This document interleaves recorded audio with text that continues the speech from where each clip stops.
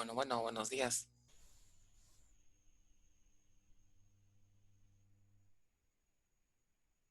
¿Todo bien? ¿Me escuchan? Sí, profe, buenos días. Buenas madrugadas, dice David.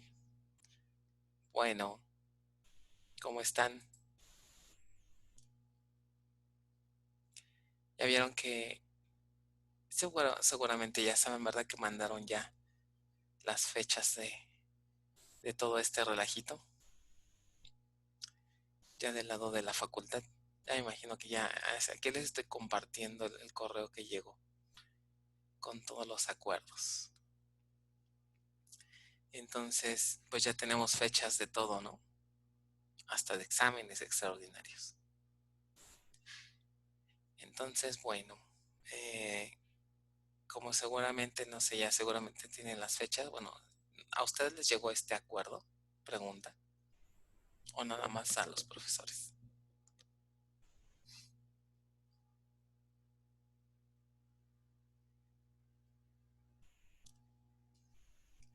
¿No les enviaron correo o algo del estilo? Dicen que sí. Entonces, ok, dice que también. Bueno, pues entonces, nada más para revisarlo, yo creo que vale la pena dedicarle unos minutos, pues, para ver qué vamos a hacer, ¿no? Entonces, de entrada, bueno, que el semestre, según esto, termina el 21 de agosto, o sea, se va a extender, ¿no? Y supuestamente que hay, digamos, dos estrategias o dos maneras, más bien de hecho son tres opciones las que tienen para darle fin a este semestre, ¿no? Entonces, una opción, según esto, es que tengamos un primer periodo ¿no? de evaluación, que sería el esquema uno que manejan aquí. Entonces, que la idea sería de que los que estuvimos tomando clases, ¿no?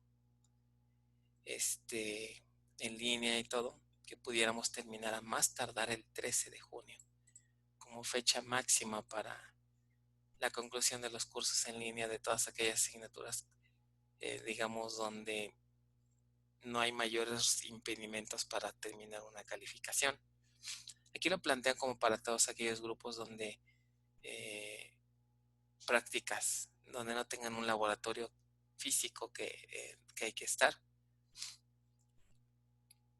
y que no tengamos impedimentos. Entonces, ponen como esquema uno terminar el 13 de junio, que es más o menos, pues, las fechas normales, ¿no? Como si no, de fechas normales de fin de semestre, más o menos coinciden. 13 de junio es un viernes, me parece, no sé qué día es. Vamos a ver, sí, creo que es un viernes, algo así. Un sábado, 13 de junio, ¿no? Entonces,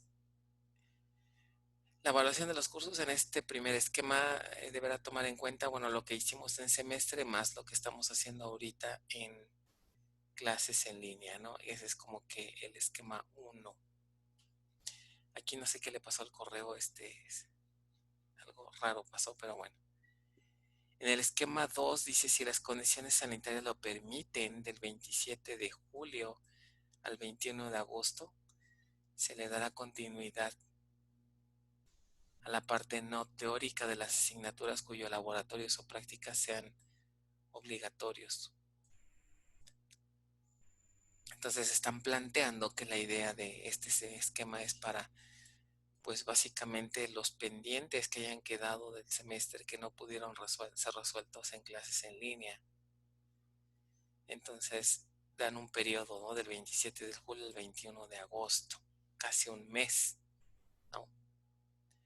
La evaluación de los cursos en este segundo esquema deberá tomar en cuenta, aquí serían tres cosas, ¿no? La parte presencial que fue del 27 al 17, 27 de enero al 17 de marzo, las clases en línea y el último periodo, ¿no? Del 27 de julio al 21 de agosto. Entonces, ese es el segundo esquema. Para hacer la entrega de calificaciones en este segundo periodo sería del 22 al 26 de agosto para hacer el registro de calificaciones hasta el 26 de agosto. Y el semestre termina el día, ¿qué? 21 de agosto. Bueno, entonces, básicamente a grandes rasgos, hay una tercera opción que tienen, que es darse de baja, ¿no? Las bajas de inscripción que le llaman. O sea, si de plano no les convence todo este relajito, pueden dar de baja la materia. Eso ocurriría en un periodo del 11 al 20 de mayo.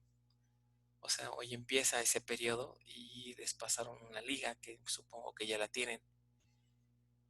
Pueden darse de baja y lo que va a provocar es que las asignaturas que hayan inscrito en este semestre no contarían para su historial. O sea, es como borrón y cuenta nueva, ¿no? No van a contar como un intento fallido, como una inscripción fallida, sino es como si nunca lo hubieran inscrito, ¿no? Entonces, esa sería, digamos, la tercera opción. Y bueno, obviamente tendrían que inscribirla nuevamente en el siguiente semestre. La ventaja de estas bajas, pues es que no aparecerían en su historial académico, ¿no?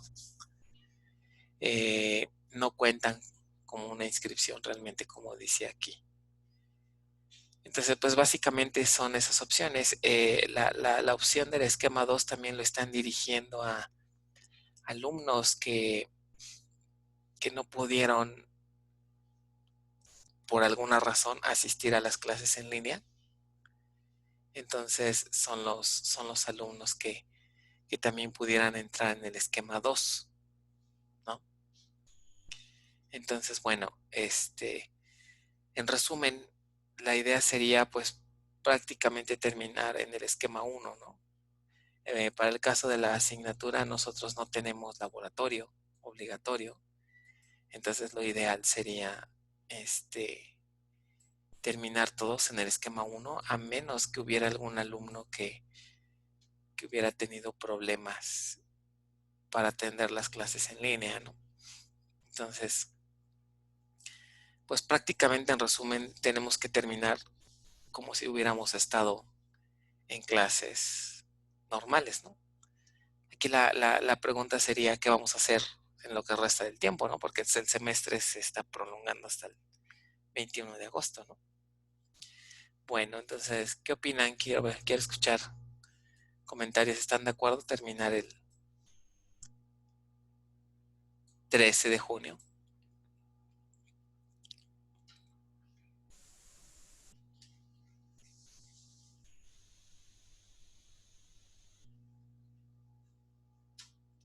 ¿Nada?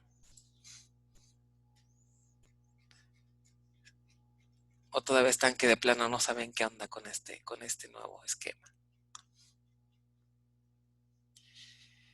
Dicen en el chat, es como tener 2 semanas de finales y un extra. No han enviado el calendario de exámenes finales, bueno, al menos en este acuerdo, pero efectiva. Bueno, qué bueno que lo comentas, para los exámenes extraordinarios hay un periodo, ya salieron los periodos. Eh, por ejemplo, la inscripción al segundo periodo va a ser del 29 de junio al 1 de julio. Y su realización va a ser del 29 de julio al 6 de agosto. Estos son los periodos de exámenes extraordinarios. Para el tercer periodo, la inscripción será del 10 al 12 de agosto y su presentación será del 17 al 22 de agosto. O sea, los periodos de exámenes extraordinarios ahora sí no coinciden, digamos, con el fin del esquema 1 que acaba el 13 de junio. O sea, es como que son independientes estos periodos de extraordinario.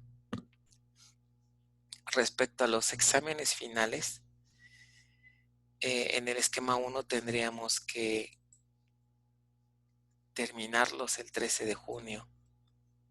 Aunque déjenme ver, dice aquí, el 13 de junio será la fecha máxima para conclusión de los cursos en línea. La evaluación de los cursos en el primer esquema deberá tomar en cuenta, bla, bla, bla, las actividades realizadas en el esquema presencial más de las clases en línea. Es que déjenme ver, dice aquí que la fecha máxima para la conclusión de los cursos en línea. Hay una parte, aquí está. 15 al 28 de junio, ok. Fíjense, dice, el sistema de calificaciones estará abierto del 15 al 28 de junio.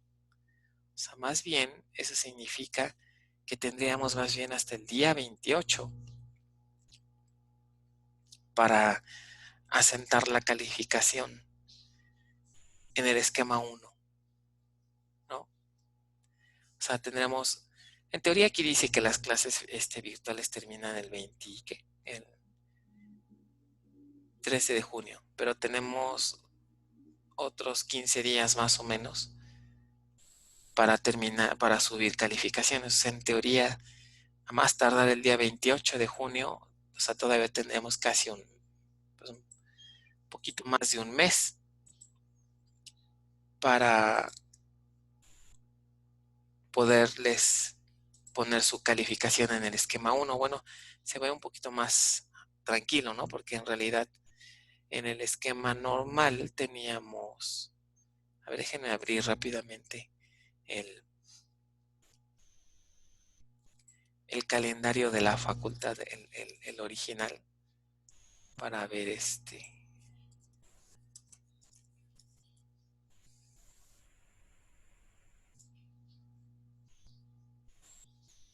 el calendario original teníamos aquí como último día para entregar calificaciones. Bueno, más bien tendríamos, originalmente el semestre terminaba el 23 de mayo, ¿no? 2 exámenes finales y normalmente al término de esas 2 semanas tenemos una más para subir, tendremos hasta el 13, que es más o menos lo que están proponiendo para que aquí acaben las clases en línea, hasta el día 13 de junio. Y ahora nos están dando hasta el 28,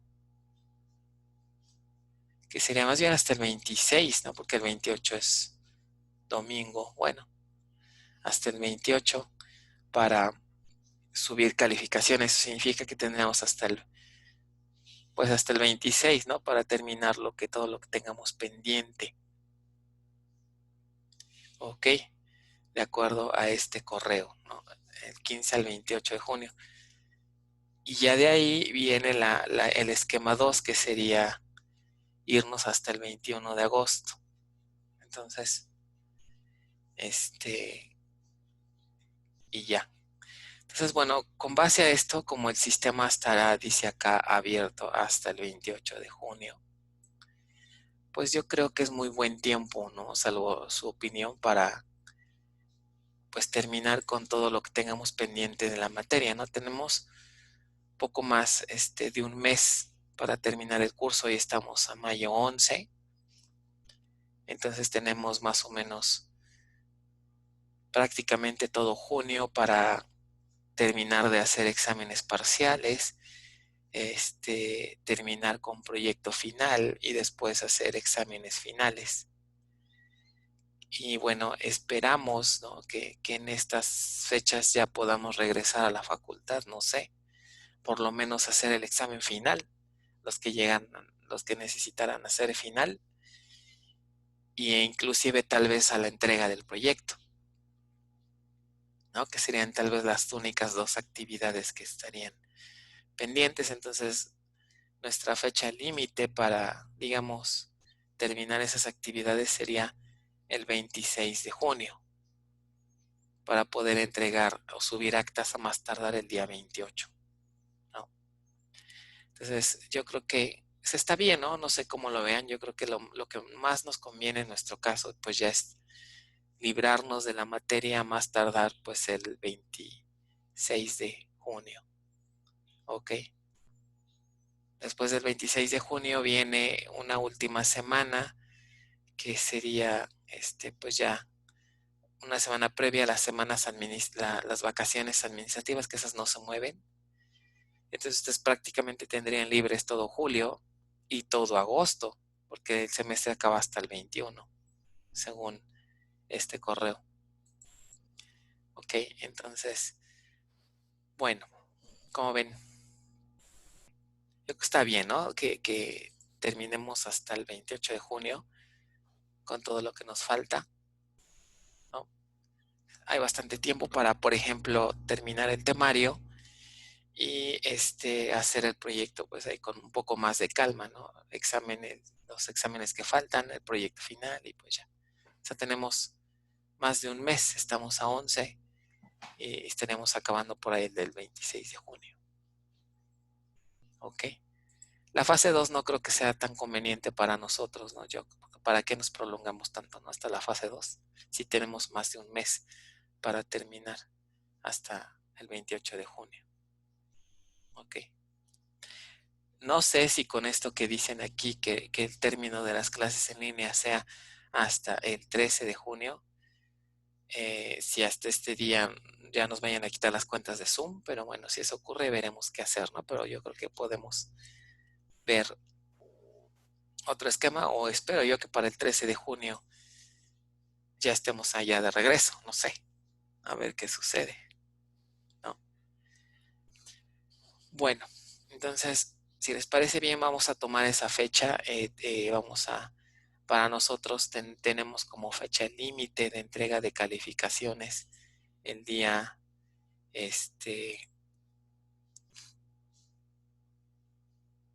26, viernes 26, que ese día ustedes ya tendrían que tener su calificación final de la materia. Ok, entonces seguiríamos con el mismo esquema de nuestras clases virtuales y en el momento que ya nos permitan regresar, pues ya nos regresamos. Y bueno, terminamos, ¿no? Con examen. Los exámenes finales tendrán que ser, tendrá que ser en la semana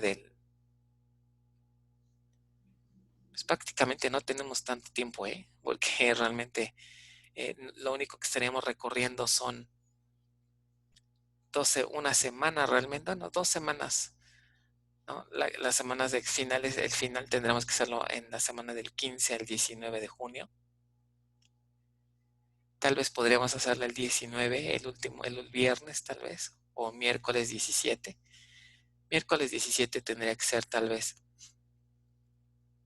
No, ¿saben qué? Vamos a hacerlo al revés. Primero vamos a hacer la entrega del proyecto final, más bien que sea, podría ser en esta semana del 15 al 19 de junio y el examen final tendremos que hacerlo tal vez ya sea el 22 o el 24 de junio, el examen final, los que vayan a hacer final, y ya entregar calificaciones el día 26. Ok, entonces más o menos así, anótenle bien, ¿no?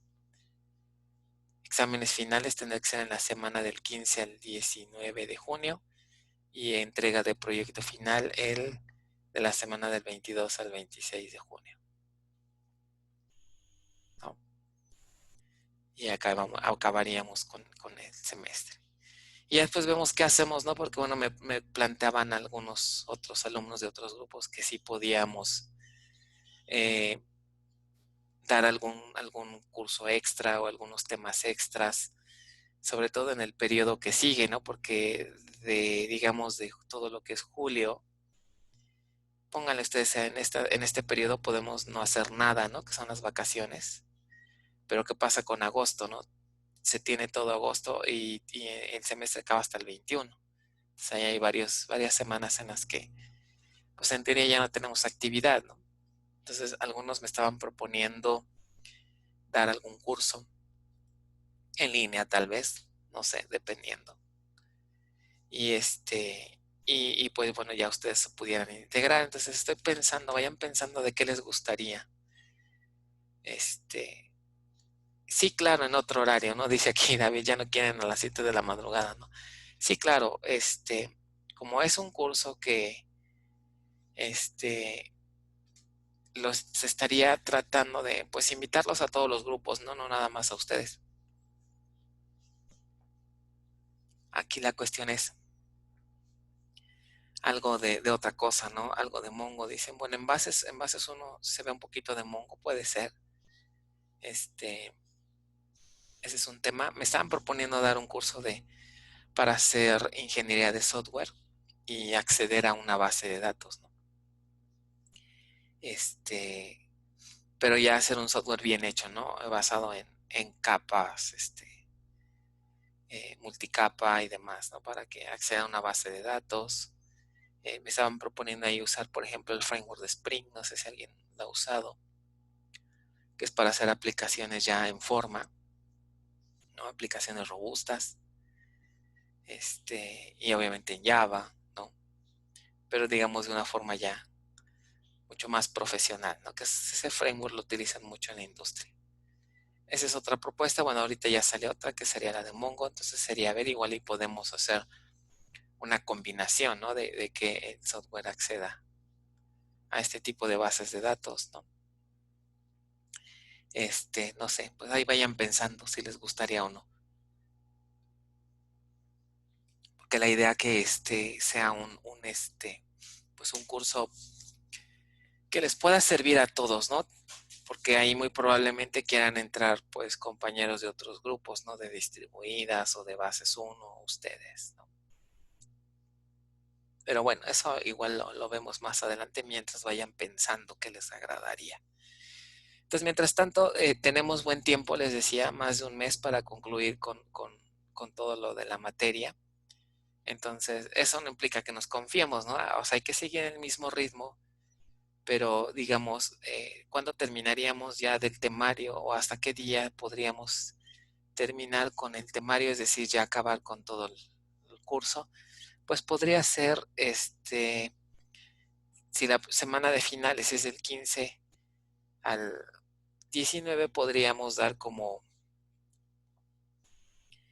la semana digamos, del último parcial tendrá que ser por ahí del día 10 de junio, ¿no? La semana del parcial último que hagamos.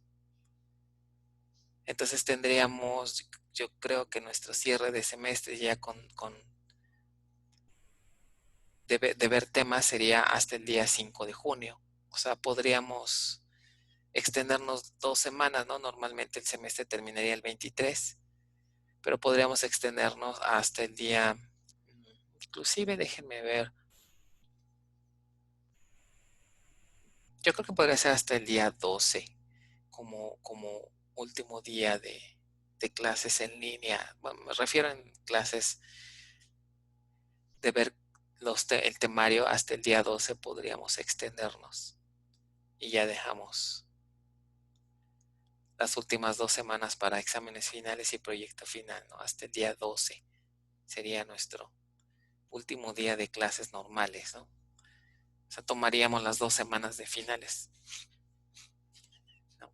Y luego la siguiente, la última, sí está bien. Vamos a marcar como el día 12 de junio, nuestro último día de clases normales. Entonces, si se fijan, ahorita estamos a 11, tenemos prácticamente un mes más para seguir revisando temario y ya dejar las últimas 2 semanas de exámenes, ¿no? Entonces, pues básicamente ese sería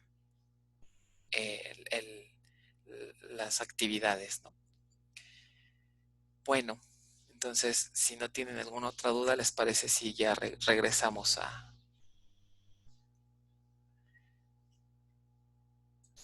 los temas? Me dicen aquí en el chat, ¿podría enseñarnos algo de Mongo? Me dicen, ¿sabes si se van a poder adelantar materias en agosto? Adelantar,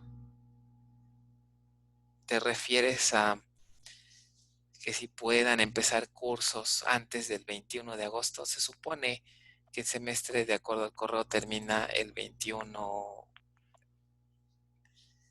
de agosto, ¿no? Dice acá arriba. El semestre finalizará el 21. Entonces, no creo, no sé si la pregunta se refiere a que pudieran, las inscripciones se pudieran adelantar, algo del estilo, y ya después empezar a tomar clases antes del 21 de agosto. La respuesta es, no, la verdad no lo creo. Por el simple hecho de que el sistema de calificaciones va a estar abierto hasta el 26 de agosto, no podrían lanzar un proceso de inscripciones antes de esta fecha. ¿Ok? Faltaría ver cuándo empezaría el siguiente semestre, pero dudo mucho que pudiera empezar antes de esta fecha. Inclusive, pues creo que plantea, ¿no? Que el inicio del siguiente semestre ya es en septiembre, pero no sé exactamente qué día. Y creo que es hasta finales de septiembre. Entonces, tal vez a principios, no sé, como aquí están poniendo la fecha del 26 de agosto, muy probablemente el siguiente semestre empiece tal vez en los primeros días de agosto, de septiembre tal vez. O sea, hasta septiembre tendrían ya que estar con sus nuevos cursos. Pues como pueden ver, si hay un montón de tiempo ahí que quedaría, como que quedarían sin hacer nada, ¿no? Porque pues si nosotros acabamos en el 20, a finales de junio, todo julio y todo agosto, o sea, 2 meses prácticamente enteritos, ustedes no tendrían actividad de escuela. O sea, 2 meses enteritos. Hasta septiembre yo creo que ya empezarían las inscripciones y no sé, tal vez a mediados por ahí empezaría el siguiente semestre. Entonces son 2 meses que yo creo que sí valdría la pena hacer algo, ¿no? Algún curso o algo que les pueda ayudar, ¿no? Porque pues 2 meses sí son como que, o sea, esos 2 meses son casi están destinados más como para todos los alumnos que de plano no pudieron entrar a clases en línea, ¿no? Que es justamente más o menos el periodo que ahorita estamos cubriendo, ¿no? 2 meses de estar así en línea. Entonces, esos 2 meses después, pues no van a tener nada que hacer ustedes, ¿no? Bueno, al menos de la UNAM. Ok, entonces, pues así está el asunto. Entonces, si no tienen otra duda, vamos a regresar a la parte del curso. Bueno, pues así está la cuestión. Entonces, ya retomando, ya no les pude contestar ayer un correo de que me solicitaron el PDF del tema 7, parte 2, ya está. Ya está arriba, por si le quieren echar una revisada. Y bueno, vamos a terminar con el tema, ya terminar el tema 7 el día de hoy. Y de una vez también para ponernos de acuerdo con el examen tercero, ¿no? El examen tercero lo vamos a hacer, si les parece, la próxima semana, el miércoles de la siguiente semana.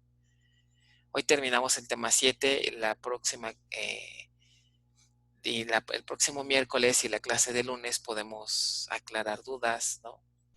De todo lo que tengan. El examen sería tema 6 y tema 7, ¿no? El examen pasado fue tema 4 y 5. Ahora este examen es tema 6 y 7. ¿Ok? Entonces sería el próximo miércoles, semana que entra. Y de las de las clases que nos restan antes del examen, pues podemos ir aclarando dudas, resolviendo los ejercicios, etcétera, ¿no? Nada más ahí para que lo tomen en cuenta. Bueno, de los datos UNDO, bueno, ya habíamos platicado la clase anterior de qué eran, cuál era la importancia, cuál es la diferencia con los datos de Redo, ¿no? Por un lado, comentábamos que en una tabla, cuando hacemos un cambio, por un lado los datos nuevos entran a la tabla, se quedan ahí, pero a su vez se respaldan en los online read logs, ¿no? Y se guardan en los online read logs.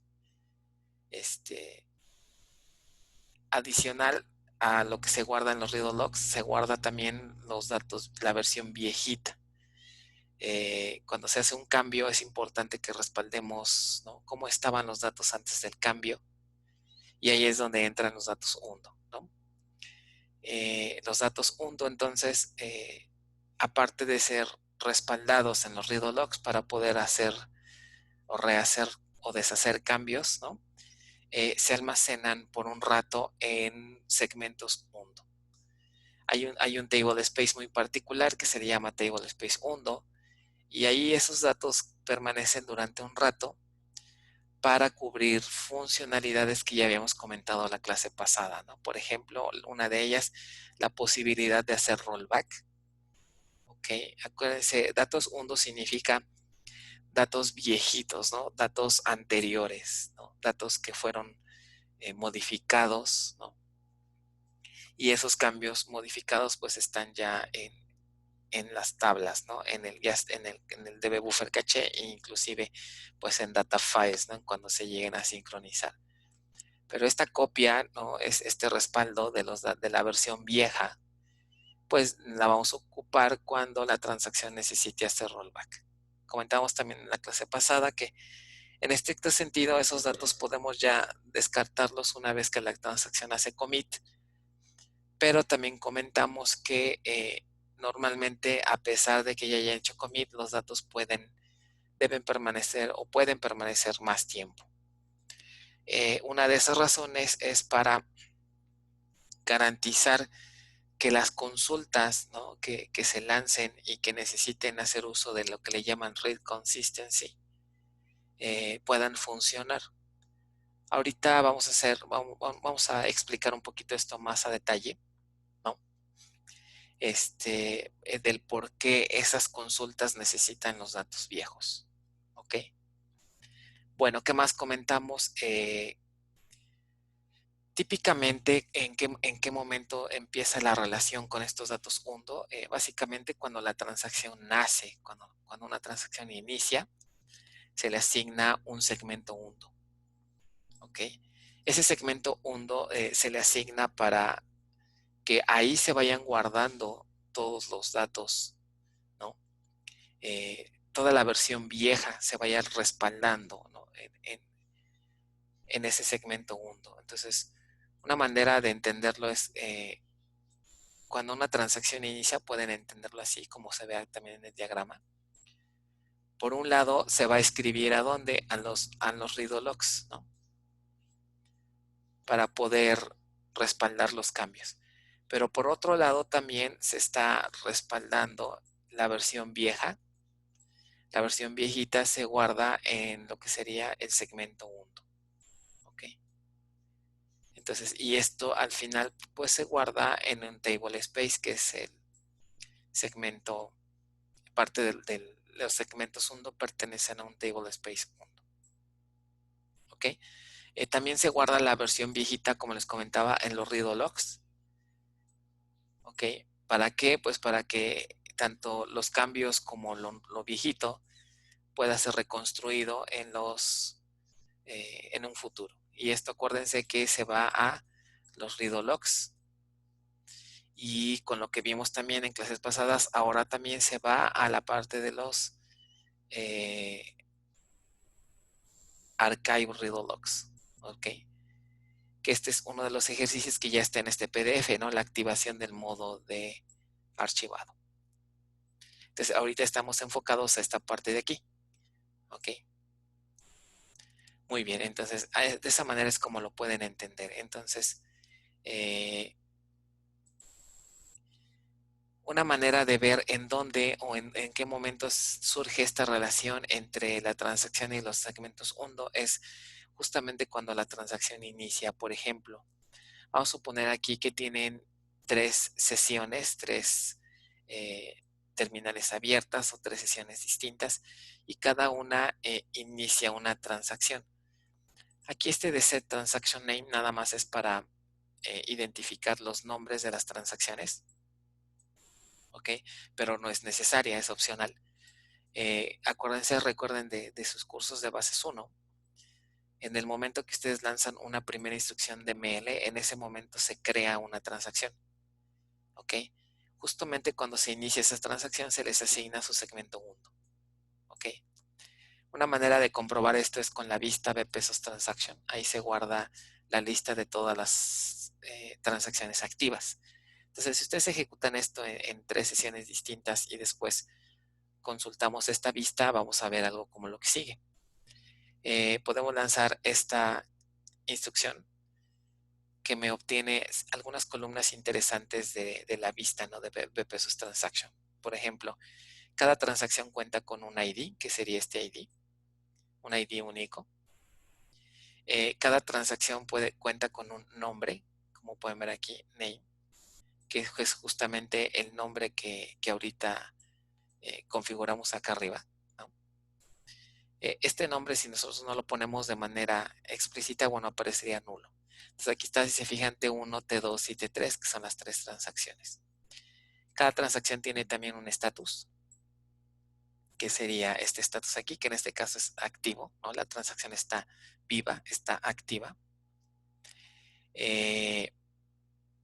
A cada transacción se acuerdan de este concepto del System Change Number. A cada una de ellas se le asigna un System Change Number inicial, que sería esta columna. ¿Ok? Y algo de lo interesante, bueno, una fecha de inicio, en qué momento la transacción inicia. Vean que aquí estas transacciones prácticamente empezaron muy seguiditas. Se diferencian unos cuantos segundos una de la otra, ¿no?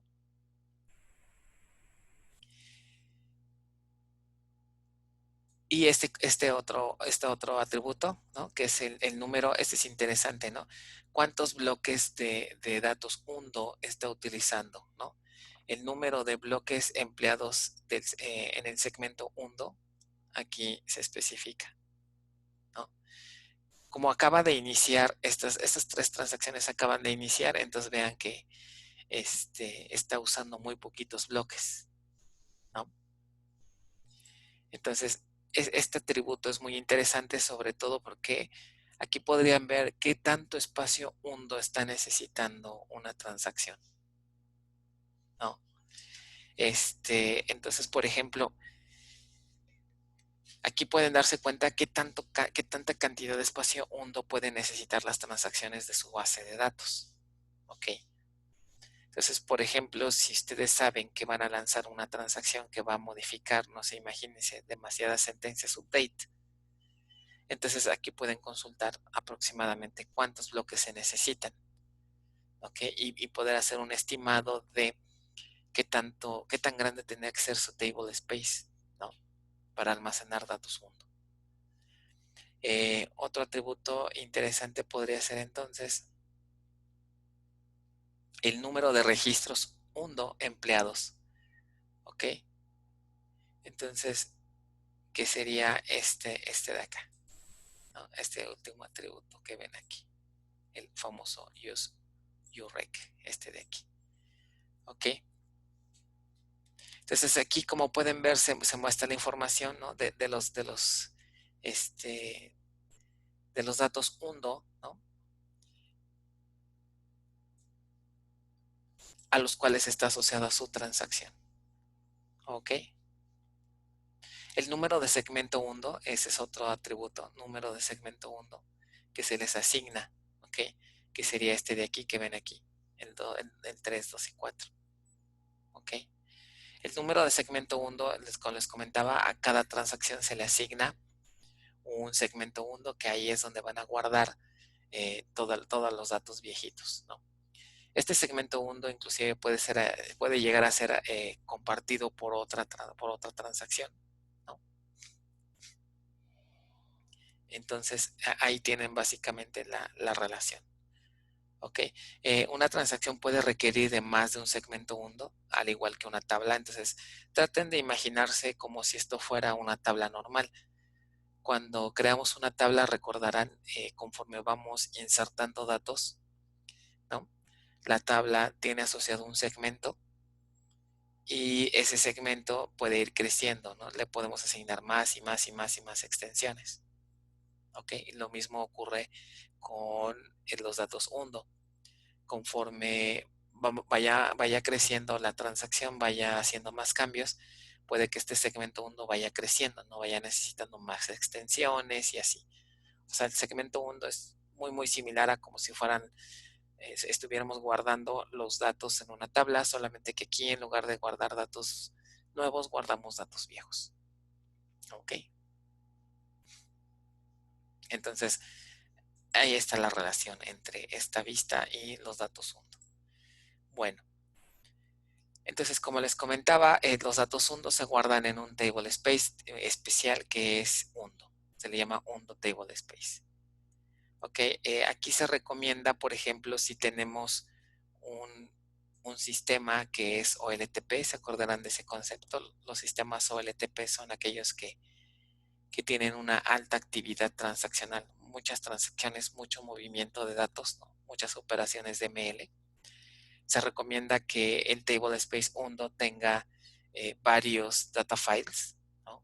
Es decir, un table space con al menos 2 data files. ¿Para qué? Para que toda la información UNDO pueda ejecutarse o pueda guardarse de manera paralela. Si tenemos varios data files, bueno, puedo escribir de forma concurrente, y si están en discos duros distintos, pues también eso me va a ayudar, ¿no? a que la escritura o lectura de los datos UNDO sea un poco más eficiente. De otra forma, si nuestra base de datos no tiene tanta actividad en cuanto a cambios de ML, bueno, se vale crear un table space con un big file, ¿se acuerdan? Que es un archivo uno solo. Entonces, esa podría ser una recomendación para saber qué características tenga el table space de tipo UNDO. ¿Ok? Entonces, otra característica de los datos UNDO también que comentábamos es que los segmentos son circulares. ¿A qué me refiero? Que los segmentos son de tipo circular. De hecho, se fijan arriba, se representa en el dibujo como un esquema, como si fuera una dona, un círculo. ¿Eso a qué se debe? Bueno, por lo mismo que comentábamos que los segmentos UNDO pueden reutilizarse. Llega un punto en el que esos datos viejitos ya no los ocupamos, entonces la base de datos puede reutilizarlos para otras transacciones, ¿no? Entonces, por eso se dice que sus segmentos son una especie de segmentos circulares, ¿no? Entonces, eh, al ser circular significa que como mínimo deben de estar formados por 2 extensiones. Un segmento UNDO siempre va a estar formado por 2 extensiones, ¿no? ¿Por qué 2? Bueno, en una de ellas puede ser que se esté escribiendo datos, y en la otra puede ser que ya esa extensión se pueda reutilizar, ¿no? Bueno, una comparación un poco en lo que son los datos UNDO con los datos de Redo, básicamente aquí se ilustran bastante bien, ¿no? Entonces, por ejemplo, un dato UNDO, ¿para qué se emplea? Para deshacer un cambio, ¿ok? Y a diferencia de un dato Redo, se sirve para rehacer un cambio, ¿no? Aquí el contraste. Un dato UNDO se puede usar para hacer rollback de una transacción, o para datos que requieren, en consultas que requieren cierto nivel de aislamiento, ¿no? Y en operaciones de flashback, que esto lo vamos a revisar en el siguiente tema. Las operaciones de flashback me permiten prácticamente regresar a la base de datos a un punto en el tiempo. Por ejemplo, ustedes pueden decir, ¿sabes qué? Quiero que regresar a la base de datos a como estaba hace 10 minutos, ¿no? Sobre todo cuando se equivocan. Esta es una funcionalidad, decíamos, que me permite hacer una especie de rollback o regresarme a un punto en el tiempo a pesar de que ya hayamos hecho commit. Y aquí es donde los datos UNDO me ayudan, ¿no? En el caso de los datos redo me sirven para hacer lo contrario, ¿no? Reconstruir cambios cuando se requiere hacer un recovery, ¿no? Sobre todo algunos ya lo vieron, ya lo vivieron cuando hicieron el ejercicio del control find, ¿no? Bueno, y la representación, pues básicamente así, ¿no? Los datos UNDO se almacenan. ¿Saben qué? Aquí hay un error. Aquí están al revés las imágenes, ¿se dan cuenta? Bueno, los datos UNDO se almacenan en segmentos y los datos redo se almacenan en archivos, ¿no? Están al revés aquí las imágenes. Bueno, lo voy a corregir. Ok, ahora la administración de automática de los datos UNDO. Los datos UNDO prácticamente se administran automáticamente. Nosotros no tenemos que moverle para nada, ¿no? Pero más que si acaso diseñar cuánto espacio va a tener nuestro table space. ¿Ok? Cuando se crea una base de datos a través de DBCA, se crea un table space UNDO que se llama UNDO TBS1. En nuestro caso, cuando ustedes crearon su base de datos completamente a manita, con su script, ¿se acuerdan que también se creó un table space UNDO que se llama así, igual, como si lo hubiéramos hecho con DBCA? Si no llegara a existir este table space, entonces se tiene que usar el table space system, lo cual no es para nada recomendable, ¿ok? Porque si se nos llega a acabar el espacio de UNDO, prácticamente se muere la base de datos, ¿no? Porque estamos dentro del mismo table space. Entonces, no es adecuado que no exista, ¿no? Lo más adecuado es que siempre exista un table space UNDO, ¿no? Y hay un parámetro que se llama UNDO table space. En este parámetro se indica el nombre del table space que va a ser usado por la instancia. Eso significa que puede haber varios table space de tipo UNDO en la creados, pero solamente uno de ellos es el que se va a ocupar. Para indicarle a la base de datos cuál de ellos se va a usar, utilizamos este parámetro. ¿Ok? Igual podemos deshabilitar la administración manual automática empleando el parámetro UNDO Management. Pero bueno, aquí la verdad es que bajo muy pocas causas pudiéramos cambiarnos a un esquema manual. Por lo tanto, el auto es el que siempre vamos a usar, ¿no? Para que no se nos compliquen las cosas. Bueno, ahora, como les comentaba hace rato, los datos UNDO son temporales. Después de un cierto periodo, estos se pueden reutilizar.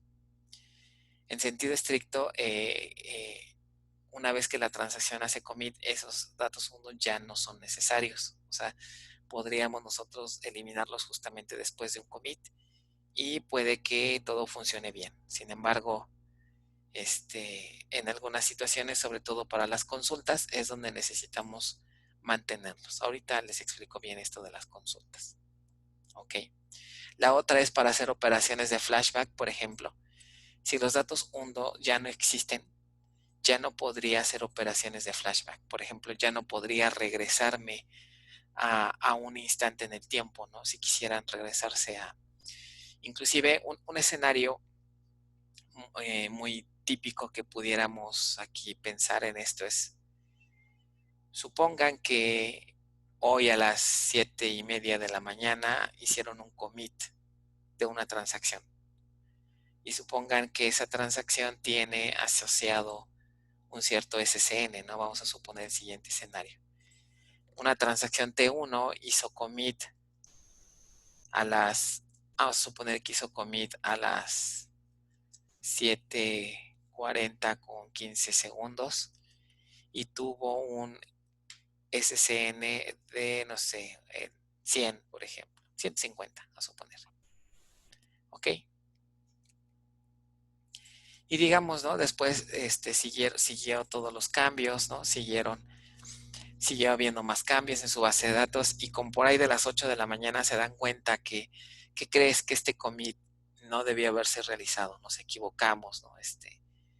Algo falló, ¿no? El sistema, no debió este commit haberse realizado porque tiene problemas, tiene errores. Entonces, con esta funcionalidad de flashback, ustedes pueden decirle a la base de datos, ¿sabes qué? De todo tu historial de transacciones que tienes, quiero que deshagas las transacciones hasta este punto.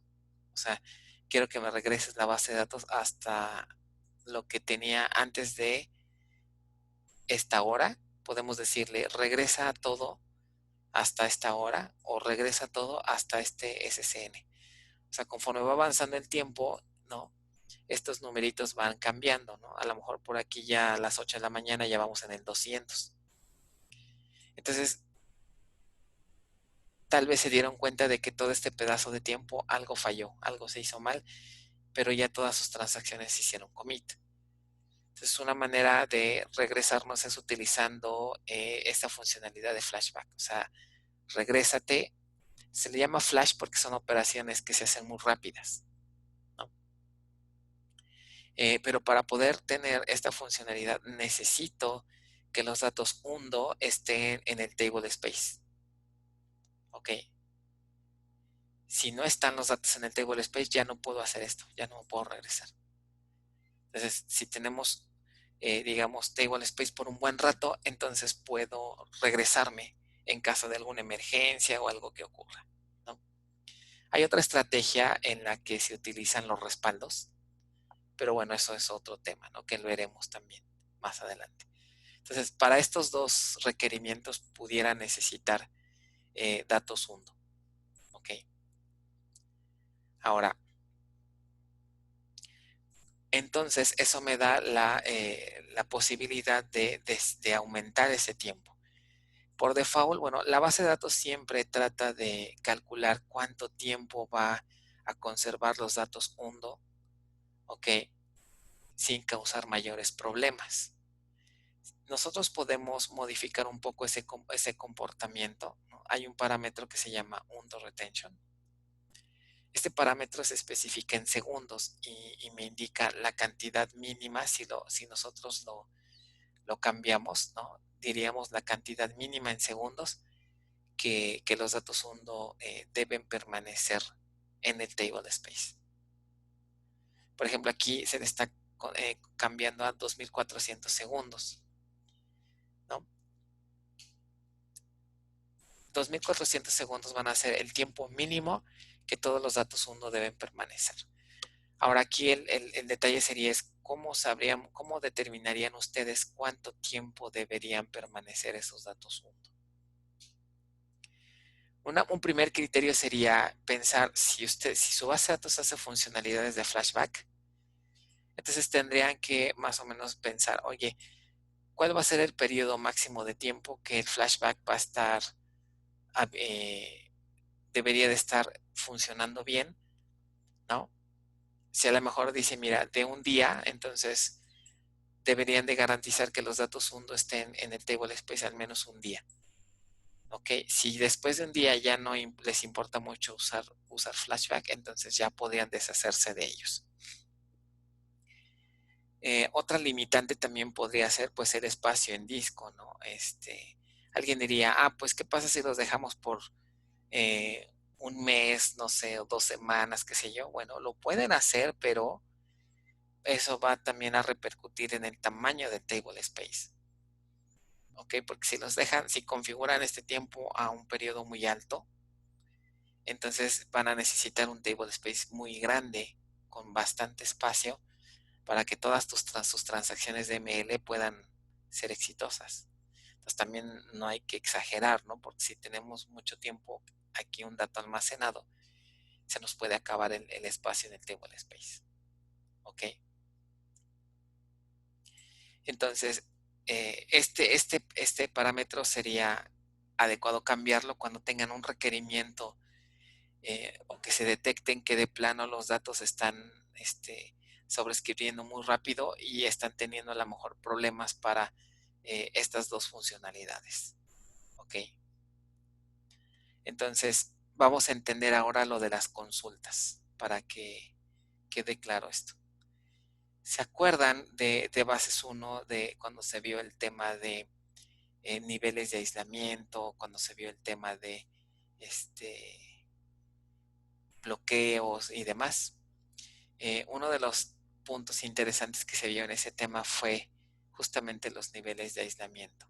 Y voy a compartirles un whiteboard ahorita para que esto quede más claro, ¿no? Bueno, antes de eso, ¿alguna duda hasta aquí? ¿Todo bien? ¿Sí más o menos se va entendiendo esto? Ahora los veo muy callados. Les pegó el fin de semana o las fechas que acabamos de revisar. Entonces, fíjense, nosotros tenemos una instrucción ¿no? Hay una instrucción a nivel de base de datos que es así. Set transaction isolation level serializable. No sé si alguien de ustedes se acuerdan que eso se revisó en bases 1. Ok. ¿Qué hace esta instrucción? Bueno, esta instrucción lo que me permite es hacer lo siguiente, que puedo tener aquí una transacción que sobre todo empiece a hacer consultas, ¿no? Por ejemplo, select, a suponerlo con un count, ¿no? Asterisco from tabla, ¿no? Y supongamos que aquí me regresa el 10. Este nivel de aislamiento lo que hace es que en el momento en el que le digo a la base de datos, quiero que tengas este nivel de aislamiento, en este momento todas las lecturas que haga hacia la base de datos van a ser repetibles. Es decir, esto me permite lecturas repetibles. ¿Para qué quiero una lectura repetible? Bueno, sobre todo para garantizar consistencia, ¿no? Por eso es que en la documentación de la base de datos dice que los segmentos 1-2 son importantes para garantizar consistencia en una transacción. O sea, esto se refiere a que puede haber otras transacciones por acá, ¿no? Vamos a suponer que esta transacción está, aquí está la tabla, una tabla, y supongamos que esta transacción está haciendo lecturas, ¿no? Hacia esta tabla, está haciendo operaciones de select. Si yo establezco este nivel de aislamiento, significa que aunque por acá tenga otras transacciones que modifiquen datos, y no importa que estas transacciones hagan commit, no importa que hagan commit, ¿ok? Imagínense que hay transacciones que leen, que borran o que insertan nuevos datos. Todos estos cambios, aunque estas transacciones hayan commit, no van a ser reflejados del lado de esta transacción. Entonces, es como si nosotros tuviéramos aquí una especie de versión, ¿no? Que le llaman en términos de base de datos un snapshot, ¿no? ¿A qué, cómo traducirían snapshot? ¿Quién me dice? ¿Cómo traducen esta palabrita? Así en términos generales de sus cursos de inglés, ¿qué les dijeron que es un snapshot? Acá en el chat me dicen, como una instantánea, ¿no?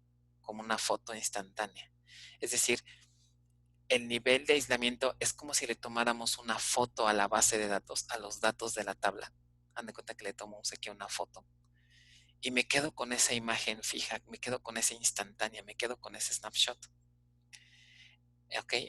¿Por qué me quedo con esa instantánea? Pues para poder garantizar consistencia a esta transacción. ¿Qué significa? Que como tengo una foto, y hagan de cuenta que es como si fuera, como si los datos estuvieran fijos, es como tomarle una foto al estado de la base de datos en un tiempo, en un tiempo determinado, que sería en el instante en el que ejecuto esta instrucción, ¿no? Set isolation level serializable. En este momento le tomamos una foto a la base y esa foto va a quedar fija para esta transacción para poder hacer todas las consultas que querramos.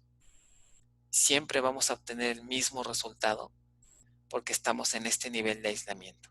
Entonces, esto se utiliza para garantizar de que si estoy haciendo cálculos, ¿no? Si estoy haciendo algún análisis de datos, los datos no van a variar hasta que terminemos con este nivel de aislamiento.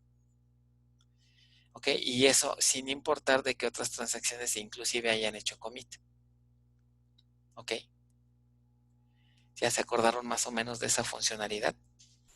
Entonces, la gran pregunta es, ¿de dónde creen que tome entonces la base de datos toda esta información? ¿Ok? De tal manera que cambios de otras transacciones no afecten, ¿no? A esta versión de datos. ¿De dónde creen que toma todos estos datos que están aquí en este instantáneo? No los podría tomar ni del DB Buffer Caché, porque porque ahí ya están los cambios de estas transacciones. No los puede tomar tampoco de los data files. ¿Por qué? Porque acuérdense que cuando se hace el proceso de sincronización de DB Buffer Caché a los read logs y de read logs a los data files, pues ya van a estar ahí.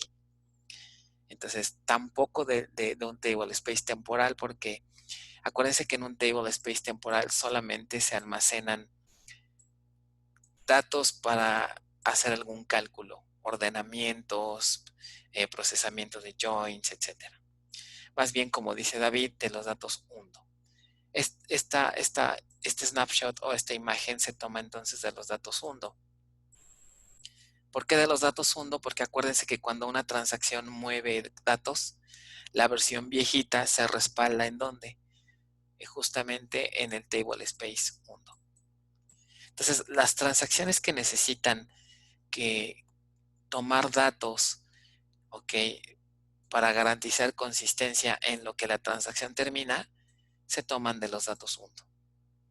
Acuérdense también que de lo que revisamos en clases 1, que cuando una transacción lee un dato, ¿ok?,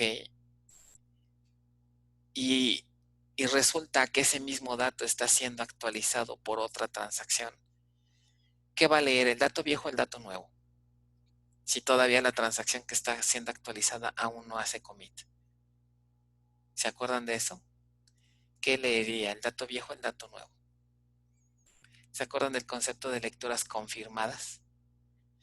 Si una transacción está moviendo un dato, supongamos que tenemos X que originalmente tiene el valor 1, pero después llega una transacción, vamos a poner una transacción 2, y de 1 lo cambia a 2, pero todavía la transacción no hace commit, sigue su curso. Cuando llegue una transacción 1, la pregunta para ustedes sería, ¿qué va a leer? ¿El 1, el dato viejo o el dato nuevo? Ese sería el dato nuevo y este sería el dato viejo. Va a leer el dato viejo, muy bien, va a leer el 1, como dicen aquí en el chat.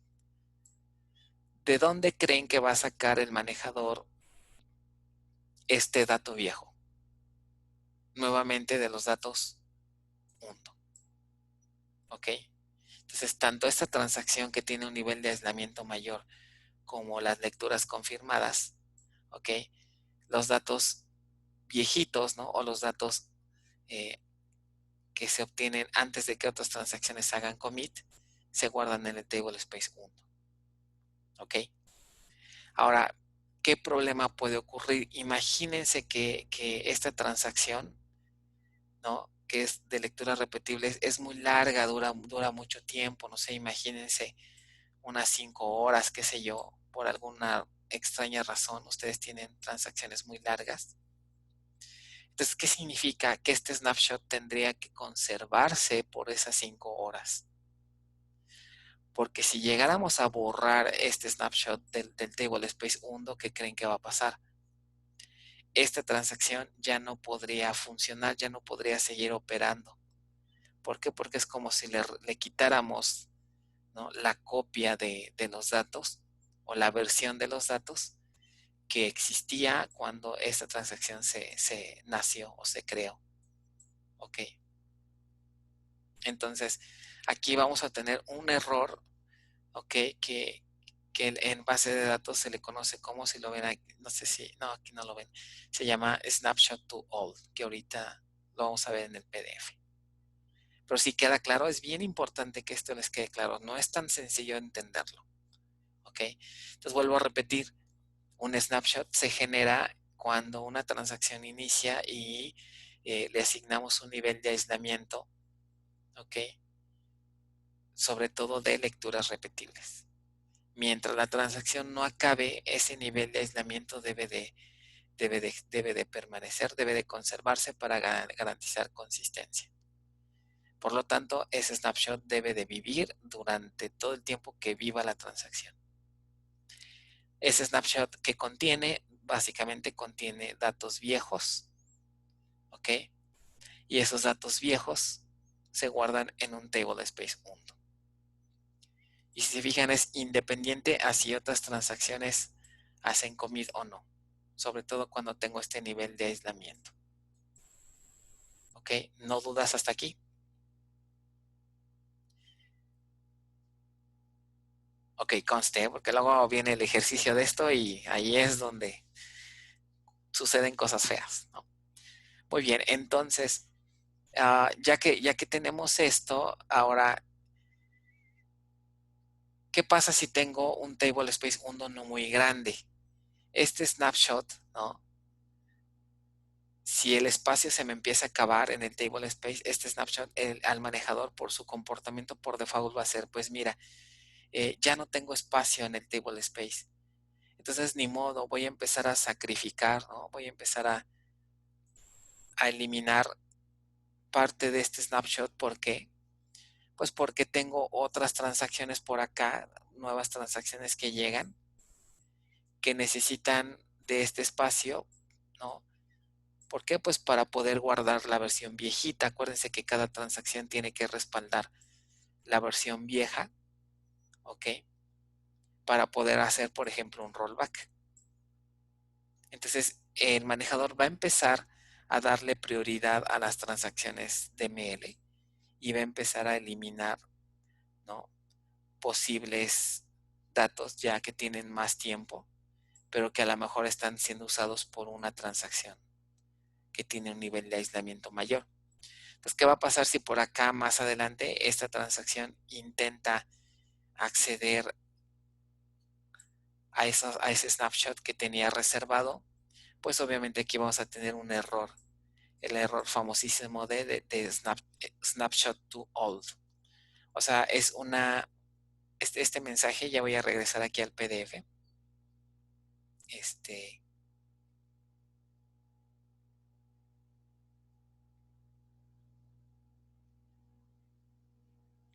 Aquí déjenme, ok, ya voy a regresar aquí al PDF y cuando ese problema ocurre, les decía hace rato, se genera este errorcito que se llama snapshot to old, este de aquí. ¿Ok? ¿Por qué le pusieron así? Si ustedes lo ven, cuando les sale un error y les dice esto, pues se quedan así de, no, pues sí, no entendí nada, ¿no? ¿Qué rayos es eso de un snapshot to old? Si tratamos de entenderlo, el error lo que me dice es que, mira, ¿sabes qué? Tienes una foto de la base de datos, tienes una versión de la base de datos, ¿no? Que fue tomada hace mucho tiempo. Es una versión ya muy viejita. Y el detalle es que dejaste pasar mucho tiempo y estás intentando acceder a los datos de este snapshot, pero como ya hace mucho tiempo que inició, el manejador ya reutilizó los segmentos undo para poder atender otras transacciones.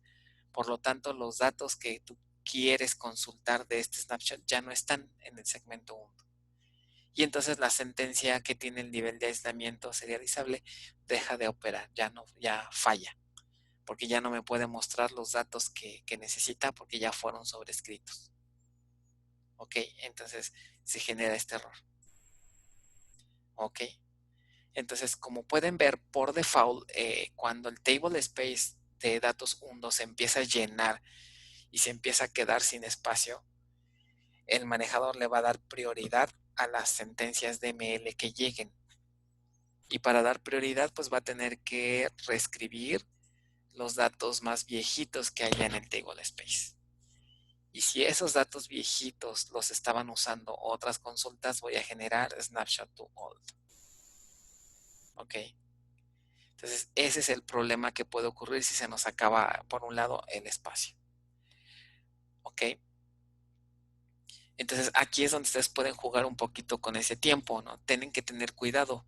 Si tienen, por ejemplo, una base de datos en donde hay consultas de este estilo, como las que acabamos de ver, en donde necesita un snapshot muy grande por varias horas, se les llama consultas que duran mucho tiempo. Si eso es verdadero, entonces la probabilidad de un snapshot to all puede ser alta. En esa situación ustedes pueden decidir, ¿sabes qué? Ni modo, voy a tener que aumentarle el valor al parámetro undo retention muy alto para evitar este problema.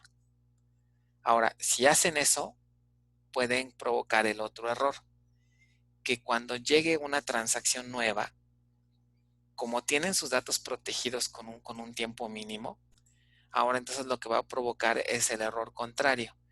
La transacción de ML no va a encontrar, se va a topar con que ya no hay espacio y no puede, el manejador no puede liberar otros segmentos, pues porque tienen este parámetro configurado. Mínimo deben de conservarte ese número de segundos, entonces el manejador no los va a eliminar.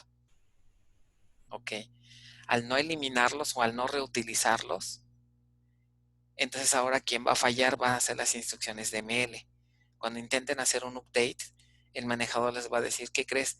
No tengo espacio en el segmento 1 para guardar la versión viejita de los datos. Por lo tanto, el update no lo van a poder ejecutar.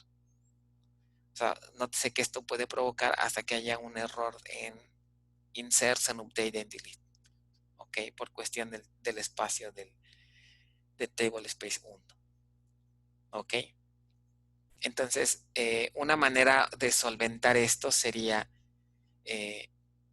o corregimos el valor de esto, y si eso no es opción, entonces sería hacer más grande el table space, obviamente. Acuérdense de lo que vimos en temas pasados, cómo puedo provocar que un table space de tipo 1 se haga más grande. Bueno, pues básicamente o le agrego un data file, que sería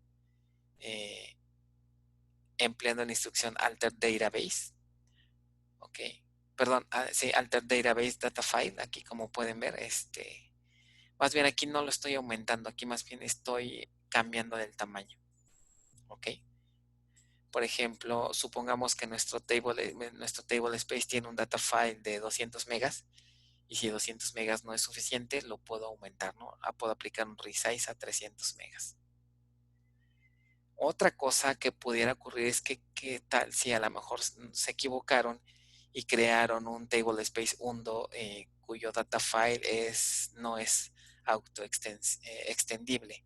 Es decir, que no. ¿Se acuerdan que hay una cláusula que se llama auto-extend on y off, que me permite, si el data file se llena, puede ir creciendo de manera dinámica?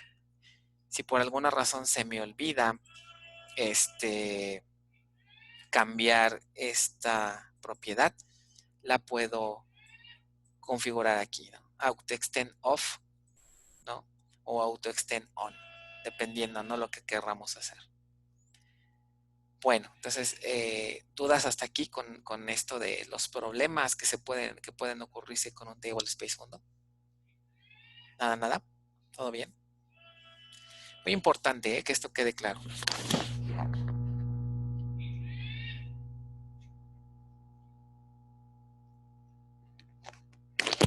Ok, bueno, si no hay dudas, continúo. Acuérdense que si no me detienen, yo me sigo y sigo avanzando, y los ejercicios vienen, y eso significa que hay que poner fechas de entrega de ejercicios, ¿eh? Así que abusados. Bueno, con todo esto que hemos estado platicando, podemos clasificar a los datos undo con un cierto estatus o estado. ¿Cuáles son esos estados? Fíjense bien. El primero es active. Ok, datos undo con esta categoría significa que son datos undo que para nada los podemos sobreescribir. Es decir, ¿por qué? Porque son cambios de transacciones que aún todavía no hacen commit. ¿Ok? ¿Qué me lleva a esto? ¿Qué significa? Que ustedes en una base de datos, por ejemplo, pueden tener transacciones muy grandes. Imagínense una transacción que haga, no sé, 10,000 updates o 20,000 updates, o sea, demasiadas operaciones de ML. Y si no hacen commit, entonces pueden provocar que el espacio que haya en el table space undo crezca y crezca y crezca. Mientras no hagan un commit, todos los cambios, toda la versión vieja de los cambios que estén haciendo va a estar como activa. ¿Ok? Entonces también ahí deben considerar de qué tan larga deben de ser sus transacciones. ¿Ok? O qué tantos datos van a dejar sin hacer commit, ¿no? Eso le puede impactar al table space undo. No sé si de repente han escuchado que en algunas situaciones para prevenir estos errores, si tienen una transacción que es muy grande, que hace demasiados cambios, en algunos casos se prefiere hacer commit parciales, ¿no? Van haciendo commits. Por ejemplo, supongan que quieren actualizar, no sé, 50,000 registros. Y si eso les genera demasiados datos hundo, lo que pueden hacer es actualizan los primeros 10,000 o los primeros 10,000 tal vez y hacen un commit. Actualizan los siguientes 10,000 y hacen otro commit. ¿Qué ventaja les da hacer varios commits? Que conforme vayan haciendo, vayan confirmando sus cambios, estos datos hundo, pues ya no van a estar activos. Entonces, en un momento dado ya pueden reutilizarse. Y eso podría hacer que no crezca tanto los datos en el table space 1.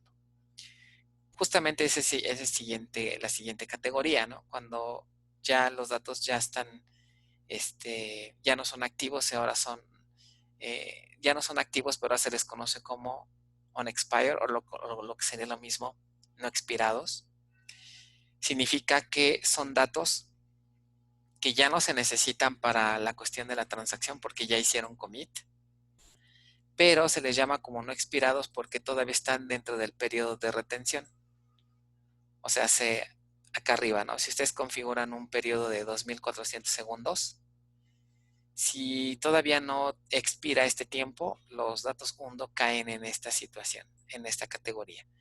O sea, son datos que ya no se requieren para hacer rollback, pero todavía están dentro del periodo de retención configurado. Por lo tanto, el manejador no los va a eliminar, ¿ok? Tampoco los va a eliminar porque todavía están dentro de este periodo, ¿ok? Y finalmente, la categoría de expirados. Si un dato hundo ya está en este punto, el manejador ya lo puede sobreescribir, ya lo puede reutilizar. ¿En qué momento cae aquí? Cuando ya no es activo, es decir, ya se hizo commit y también ya expiró el tiempo de retención. Entonces, en ese momento se reutiliza. ¿Ok? Bueno, hace rato, si no hay dudas hasta aquí, hace rato les comentaba que por default la base de datos le da preferencia a quién, a las operaciones de ML, como se ve aquí en este diagrama.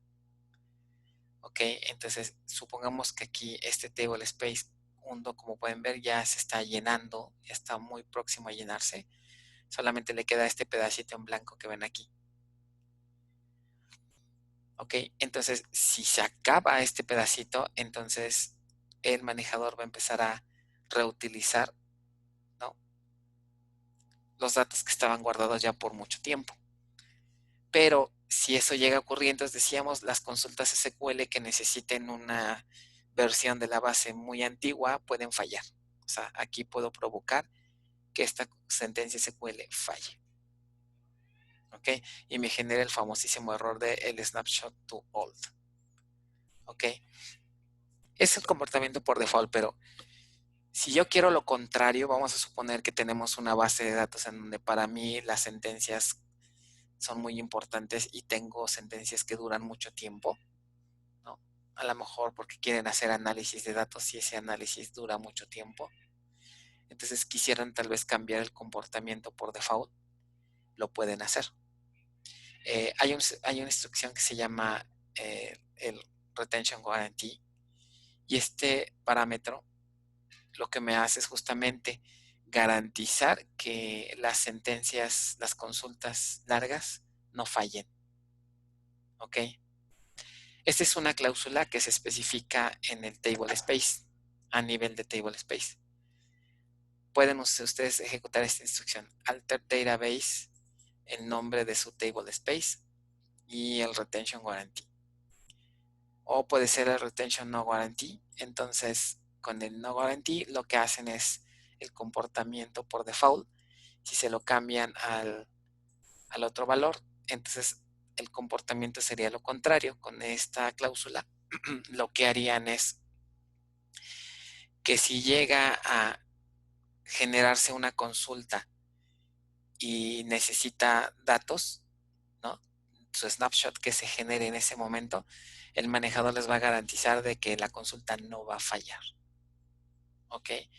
Y si se llega a llenar su table space hundo, ahora las que van a fallar son las de DMLs, ¿ok? Entonces le daría prioridad a las consultas. Eso es lo que hace esta cláusula, ¿ok? Entonces, dependiendo de lo que querramos, a quién le vamos a dar prioridad, pueden configurar el table space de acuerdo a lo que se necesite, ¿no? Bueno, entonces básicamente este es el chiste de los datos hundo. Como pueden ver, se nos puede complicar el asunto si el table space es pequeño. ¿Ok? Entonces, lo más fácil sería tener un table space pues lo más grande posible, ¿no? Pero pues bueno, no siempre se puede, ¿no? O sea, podemos tener recursos de hardware limitados. Entonces, hay que tener cuidado, ¿no? Hemos comentado algunas acciones que pueden hacer. Sería evitar que tengan transacciones de ML muy largas, ¿no? Para que no generen tantos datos viejos. Y la otra, ver qué tanto duran sus transacciones, sus consultas, ¿no? Que requieran niveles de aislamiento. ¿Ok? Bueno, entonces hay una manera de monitorear cómo se está comportando los datos hundo. Hay veces que es complicado predecir o calcular, oye, cuánto hundo voy a necesitar. Entonces, hay una vista del diccionario que me puede ayudar a entender cómo se está comportando, ¿no? Los datos hundo ya cuando la base está operando. Esta vista se llama bpesos hundo stat, que stat viene de estadísticas, ¿no? Que tiene información bastante interesante. En esta consulta que observan aquí en pantalla, se muestra una especie de historia de cómo se han ido ocupando, cómo se ha ido gastando, cómo se ha ido usando el table space hundo. ¿Ok? Entonces, por ejemplo, vean aquí, esta vista genera un registro cada 10 minutos. ¿Ok? Y se conserva ese historial por 4 días en esta vista. Ya después se guarda en otra. ¿Ok?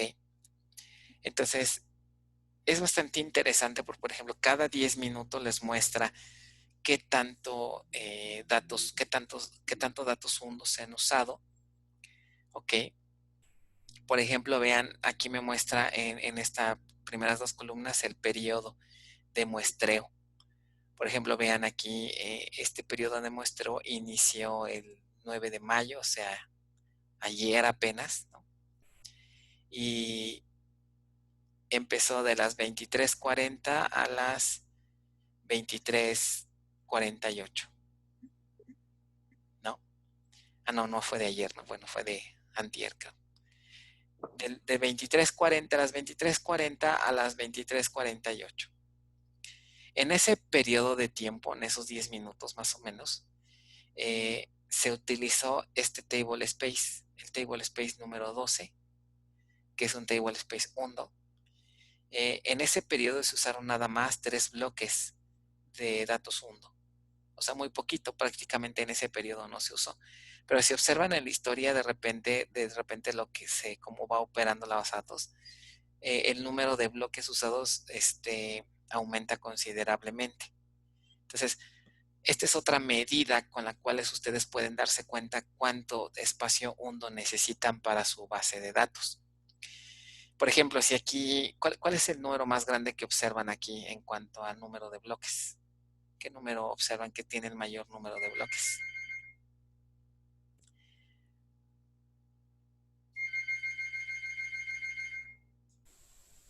Hoy están muy callados, ¿eh? Así que bueno, yo me El sigo de, y allá ustedes si sigo avanzando, ¿eh? ¿No? el de El, 3900, ¿no? Sí. ajá, del 3900, ¿no? Entonces, quiere decir que ustedes, que deberíamos de tener un table space hundo que al menos tenga esta cantidad de bloques, ¿ok? Recuerden, ustedes ya saben, por default también el número de bloque, ¿no? Es de 8K. Entonces, con esto ya sabrían cuánto debería de tener su table space como mínimo, ¿no? Entonces, aquí les puede servir esto para monitorear. por lo menos deberíamos de contar con este número de bloques para que la base opere correctamente, ¿no? Entonces quiere decir que aquí hubo transacciones en este periodo que pues sí usaron bastante, ¿no? Bastantes datos hundo. Otra cosa que también les puede ayudar es cuántas transacciones se generan en un cierto periodo de tiempo. Por ejemplo, vean, en este periodo se generaron 20 transacciones, en este 63. Véanse que hay unos picos, ¿no? Por ejemplo, aquí en este también, 1227 transacciones en este periodo. Ahora, tengan en cuenta que las transacciones no nada más son las que nosotros lanzamos. Internamente el manejador también genera muchas transacciones para su operación interna y también requieren de datos hundo, ¿no? ¿Alguien iba a preguntar algo? No, bueno. Ok. Entonces, también les puede servir.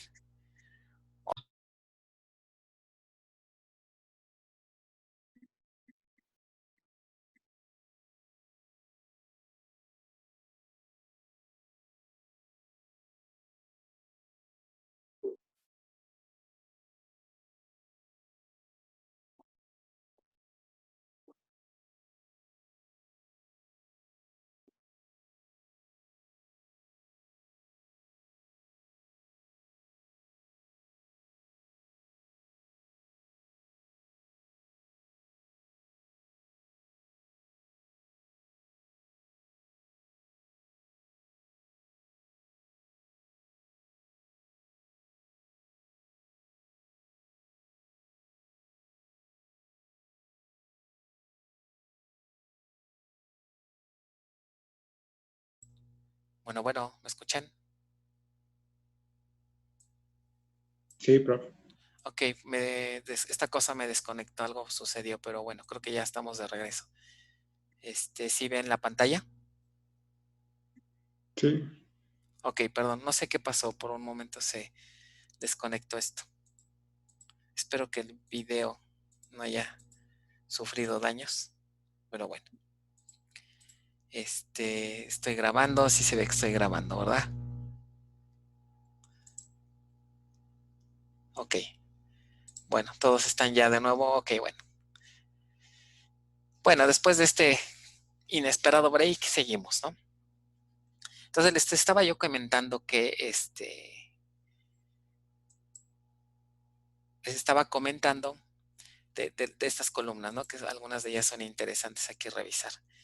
Entonces les decía, estábamos viendo el número de transacciones, el número de bloques hundo, que el número de transacciones puede ser elevado también. Esta columna también es muy interesante. Esta columna, fíjense lo que me indica. Estos numeritos que ven aquí en algunos casos significa las consultas que están requiriendo datos hundo. ¿Se acuerdan de lo que vimos hace ratito de consultas que pueden requerir un snapshot para garantizar consistencia? Aquí se muestran qué consultas están requiriendo datos hundo. ¿Ok? No me muestra todas porque pueden ser muchas, pero me muestra nada más la transacción que tiene el mayor tiempo en segundos. Fíjense que aquí hay unas transacciones que sí están usando bastante, que se están tardando bastante tiempo. ¿Ok? Entonces, estas consultas pudieran llegar a fallar si no tenemos el espacio suficiente. Entonces, este numerito que ven aquí es el ID de la sentencia SQL. Entonces, por ejemplo, algo interesante que pueden hacer ustedes es que hay una vista que se llama de pesos SQL. Y en esa vista, con este ID, ustedes pueden consultarla y pueden mostrar el código del SQL. O sea, pueden ver ahí el select, bla, bla, bla, ¿no? Son consultas. Entonces, esto también les puede servir para checar, por ejemplo, si ustedes tienen consultas en su sistema que están consumiendo demasiado hundo. Eso es porque a lo mejor son consultas que duran mucho tiempo, ¿no? Puede ser que sean consultas que están tratando de obtener datos de la base, pero traen demasiados datos, ¿ok? Traen demasiados datos y se tardan. O sea, ya en una base productiva pueden tener consultas SQL que tarden, no sé, minutos o inclusive tal vez hasta horas. Entonces aquí se van a mostrar. Entonces aquí también pueden ver cuántos datos, cuántos bloques hundos están utilizando. Y sobre todo algo importante que pueden ver aquí el tiempo. En la documentación de la base de datos dice que deben de configurar el parámetro de retención, el undo retention, por lo menos igual a la duración de la sentencia más larga que tengan. ¿Cómo calculan cuánto dura la sentencia más larga? Ah, pues pueden fijarse en esta columna. Y aquí podrían ver, oye, mira, esta consulta, pues por más que la mejoremos, ya no puede durar menos de este tiempo. Entonces, para asegurarse que su consulta sea exitosa, pueden configurar ese parámetro con base a este valor. Ok, entonces es bastante interesante esta columna. Y las otras tres también son muy interesantes. Me indica cuántos bloques están activos, es decir, cuántos bloques no pueden de plano reciclarse, cuántos bloques están como no expirados, qué significa que estos bloques ya no se necesitan porque ya las transacciones hicieron commit, pero como tienen un parámetro de undo retention configurado, no los puede eliminar. Entonces, nuevamente, aquí también pueden darse cuenta. Si tienen muchísimos bloques en esta columna, es decir, tienen demasiados datos undo que ya no se usan por las transacciones, pero si están ahí guardados, pues porque tienen un periodo de retención muy grande tal vez. Entonces podrían considerar en este caso disminuirlo. ¿Ok?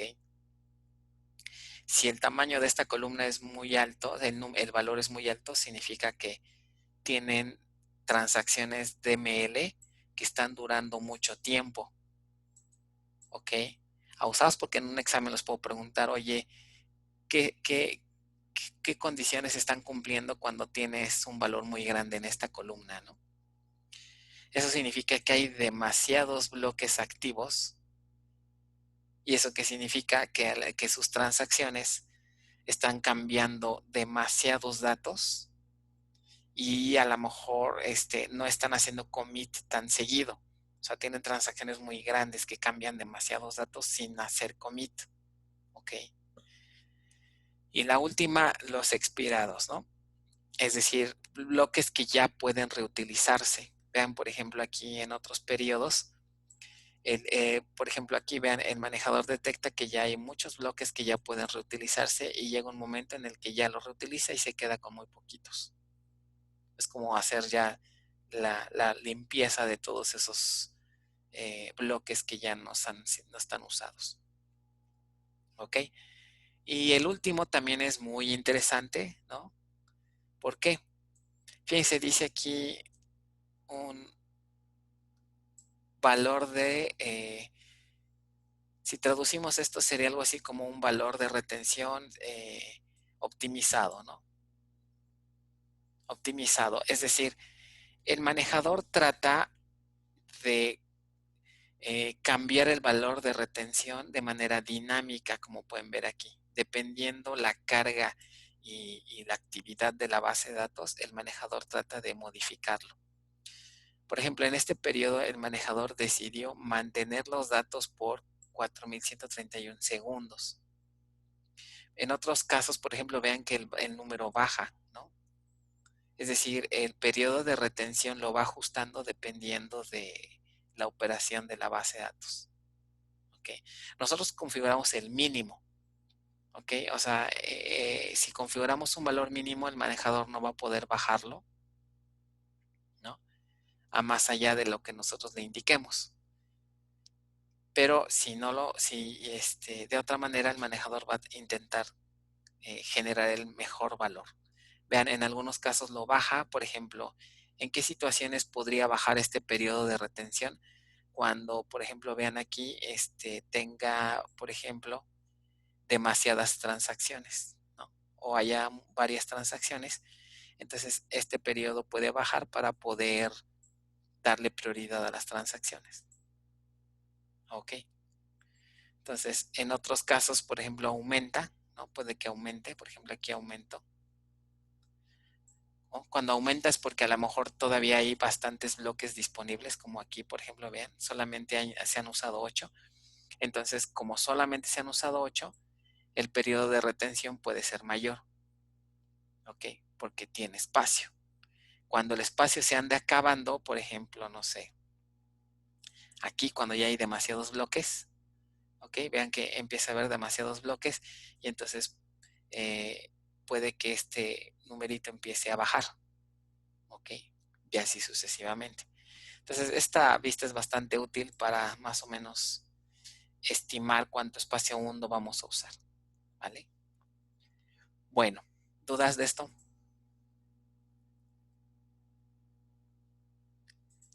Ok, entonces, básicamente es lo que se le explica aquí con todo esto. Las vistas del diccionario de datos, ¿no? Que tienen que ver con el espacio hundo son estas. Y bueno, con esto, si no hay más dudas, estaríamos acabando la parte de el uso de los datos hundo. Viene un ejercicio, en este ejercicio de la parte 2 hay 4 ejercicios, ¿ok? Que tienen que ver con la parte de los readologs, ¿no? De los online readologs y de la parte de archivado. Cuando lleguen a este ejercicio, ya su base de datos ya está en modo archive. Ok, entonces este ejercicio está bastante largo, como pueden ver, llega hasta el inciso L, ok, pero es bastante ilustrativo en cuanto a el manejo de datos 1. Entonces, la idea de este ejercicio es provocar los dos problemas que pueden presentarse, o un snapshot to old, o un problema en transacciones de ML al intentar hacer cambios y se topa con que ya no hay espacio en el table space 1. Entonces, para provocar estos errores, este ejercicio lo que van a hacer aquí es configurar un table space 1 muy pequeñito. Ahorita su table space que están usando tiene, si la memoria no me falla, tiene más o menos 100 megas.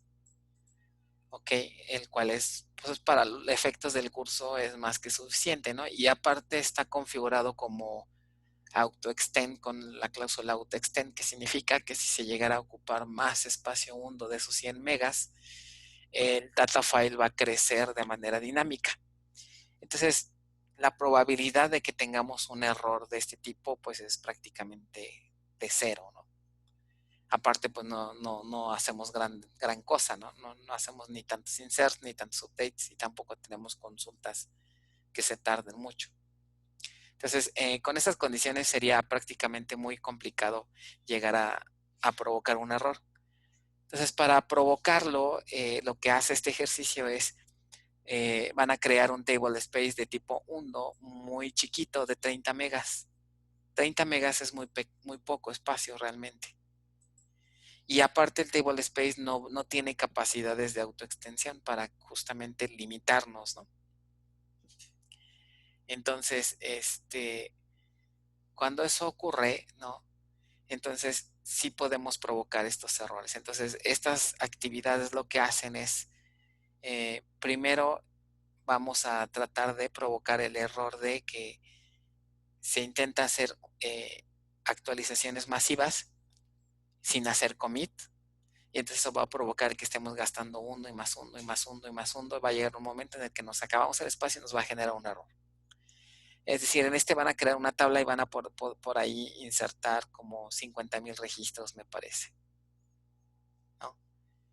Entonces, al momento de intentar hacer cambios a esa tabla que tiene bastantes registros, van a provocar que nos acabemos el espacio hundo, ¿no? Los 30 megas se van a acabar súper rápido. ¿Ok? Y bueno, ahí estar monitoreando también la vista anterior para ver cómo se comporta la base con esa carga, ¿no? Entonces, básicamente aquí está, ¿no? La tablita que van a crear. ¿Qué más? Por ahí van a utilizar la cláusula no login, que cuando se crea la tabla, aquí le están diciendo que no genere datos de redo. Como cuando lleguen a este ejercicio, su base de datos ya va a estar en modo de archivado. Les voy a mostrar, por ejemplo, rápidamente, si no deshabilitan, más bien, si su tabla la crean por default, van a estar generando un montón de datos de redo. Porque como están borrando, insertando, se hacen muchos cambios. Entonces, como la base ya va a estar en modo de archivado, va a pasar lo siguiente. Déjenme cambio aquí a Oracle. Y se acuerdan que habíamos comentado, ¿no? Que en el proceso de archivado, la idea de esa configuración es que los online read logs se vayan respaldando. Entonces, cuando empecé a hacer este ejercicio, la primera versión que les puse no tenía el no login habilitado. Entonces, eso provocó que se generaran demasiados procesos de archivado, que eso lo van a ustedes hacer aquí. Aquí están mis archivos, ¿no? Y si se fijan de esta instancia, en ejercicios van a crear 2 copias, ¿no? Para, digamos, simular, protegernos, ¿no? De que si una copia falla, pues no tenemos la otra, ¿no? Y entonces cuando hice este ejercicio, miren, se generaron bastantes archivos. Miren, todos estos archivos que ven aquí ya son los read logs archivados. Empecé desde la secuencia 10, si se fijan, ¿ok? Cada uno de estos numeritos que ven aquí es un lock switch. ¿Se acuerdan del concepto de lock switch? Cuando se hace un lock switch, se van respaldando los read logs. Y fíjense cuántas veces, cuántos lock switch se fueron haciendo. Empecé en el 10 y terminé en el 90, en el 60 en el 62. De hecho, más bien empecé en la secuencia 9, ¿ok? Y acabó en el 62.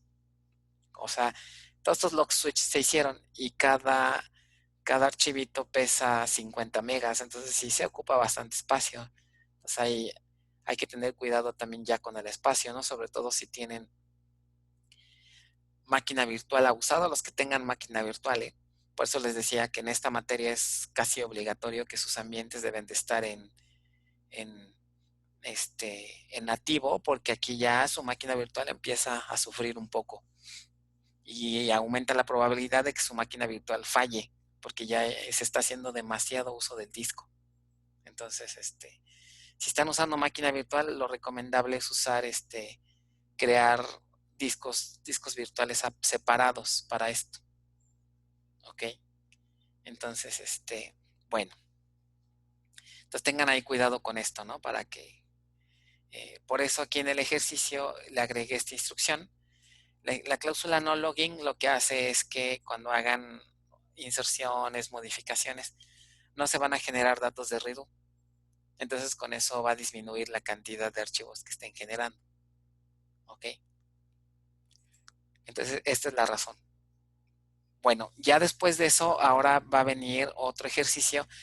Bueno, más bien en la última parte del ejercicio hacen lo contrario. Vamos a provocar ahora el error del snapshot to old, que eso se hace en los últimos incisos. Igual, la idea sería crear una transacción que dure mucho, que con nivel serializable, y la idea es que se generen ustedes el error snapshot to old. ¿Ok? Y bueno, al final pues viene cómo se corrige eso, ¿no? ¿Qué podríamos hacer para corregir? Y bueno, eso es lo que hace estos ejercicios. ¿Vale? Muy bien, entonces con esto estaríamos acabando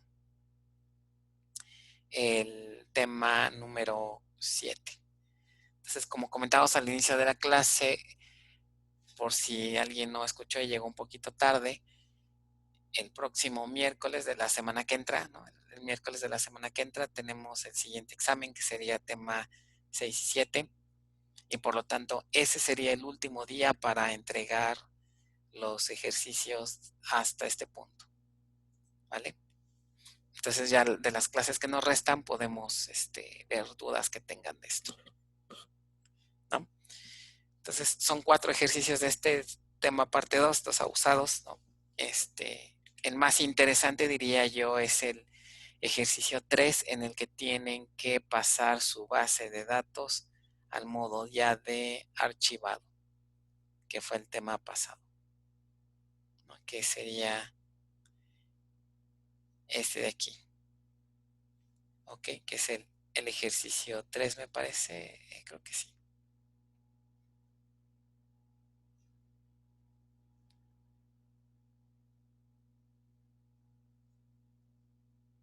No, de hecho creo que es el 2, no sé, no me acuerdo. Pero bueno, ahí lo tienen ustedes. Sí, es el 2, el más interesante. Que aquí es para pasar su base de datos a modo archivado. Entonces, estos ejercicios están pesaditos. Recomiendo, bueno, aquí se los dice, pero como ya aquí estamos metiéndonos a cosas ya más a fondo con la base de datos, se recomienda hacer, siempre hagan respaldo de su control file, por lo menos, ¿no? De una copia y de su archivo de parámetros, ¿no? Por si algo sale mal, puedan recuperarse. ¿Ok?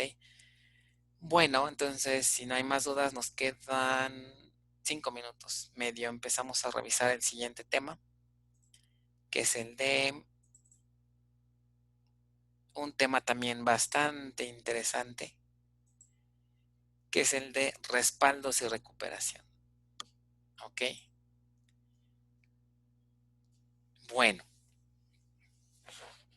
hasta ahorita ya hemos estado empezando a proteger un poco nuestra base de datos. Con el modo archivado ya nos protegemos un poco de si necesitamos, si un data file se nos muere, como creo que por ahí a algunos medio les ocurrió, ¿no? Con un ejercicio. Si un data file se muere, ¿no? Si un read log se pierde, algo del estilo, bueno, aquí es donde entran los backups al rescate. Hasta ahorita ustedes no han hecho ningún backup, entonces vamos a aprender en este tema cómo hacerlos, ¿no? Todo lo que implica. La verdad aquí también es un buen de teoría de todo lo que implica hacer un backup, ¿no? Entonces, me preguntan aquí en el chat, dice, los archive redo, ¿cómo sabemos qué tantos guardar? Bueno, acuérdense que la cantidad de los archivos que van a guardar no depende de que nosotros lo decidamos. Lo que podemos configurar es cuántas copias quieres que se generen. En el ejercicio ahí les pido que guarden 2 copias. O sea, redundancia, pues, ¿no? Es como si tuviéramos un disco A y un disco B.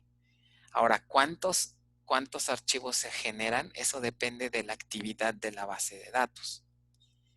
En los archivos, en los online read logs que al final quedaron de 50 megas. ¿Ok? Entonces, cuando se empiecen a llenar, ¿no? Esos read logs, ¿no? Cuando se empiecen a llenar, el manejador va a lanzar ya una operación de respaldo de los read logs. Entonces, cada 50 megas que generen de edad de cambios, se va a generar un nuevo archivo. O sea, eso no lo podemos controlar. ¿Ok? Entre más cambios hagamos a la base, pues se van a generar más archivos.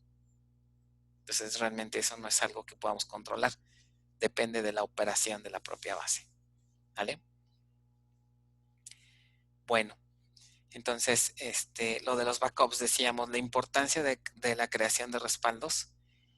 Cualquier base productiva tiene que tener un esquema de generación de backups, y esto incluye planeación también. Es decir, ¿qué es lo que hay que planear? Bueno, básicamente hay que decidir, ¿no? Planear y probar las respuestas y acciones a seguir ante una falla. Parte de la planeación implica ver qué tan seguido tengo que hacer un backup, sobre todo para protegerme en caso de una eventual falla, ¿no? La otra es configurar la base de datos para realizar tanto backups completos como parciales. Hay varios tipos de backups, ¿no? Planear la programación, cada cuánto lo vamos a hacer, hay empresas que los hacen diario, hay empresas que los hacen cada semana, ¿no? Entonces también es importante monitorearlos, ¿ok? Monitorea los backups, es decir, también hay que tener cuidado porque si genero demasiados me puedo acabar el espacio. Acuérdense que entre más backups haya también se requiere mucho espacio en disco, ¿no? Resolución de problemas asociados con backups. Recuperar una base de datos de una pérdida de datos. Por ejemplo, aquí los backups son vitales, por ejemplo, cuando se nos daña un data file. Habíamos comentado en clases pasadas que podemos recuperarnos de una falla a nivel de instancia. Por ejemplo, se va la luz, no cerramos bien la base. Entonces se utilizan los read logs para recuperarnos de una falla a nivel de instancia, pero ¿qué pasa si falla un data file, ¿no?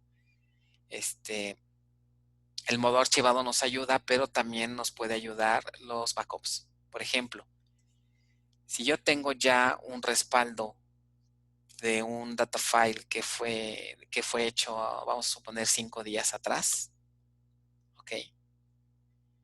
Entonces significa que yo tengo la capacidad de recuperar una base de datos hasta hace 5 días, ¿ok? Entonces, si se llegara a perder un data file ahorita, bueno, no me preocupo tanto. ¿Por qué? Porque tengo un backup, pero ese backup nada más llega hasta hace 5 días. Y ahí es donde entran los archive read logs. Puedo restaurar un data file con un backup de hace 5 días y después le aplico todos los cambios que hubo y esos cambios los saco de los archive read logs. Ahí es donde entra el uso del modo archivado que tiene la base de datos.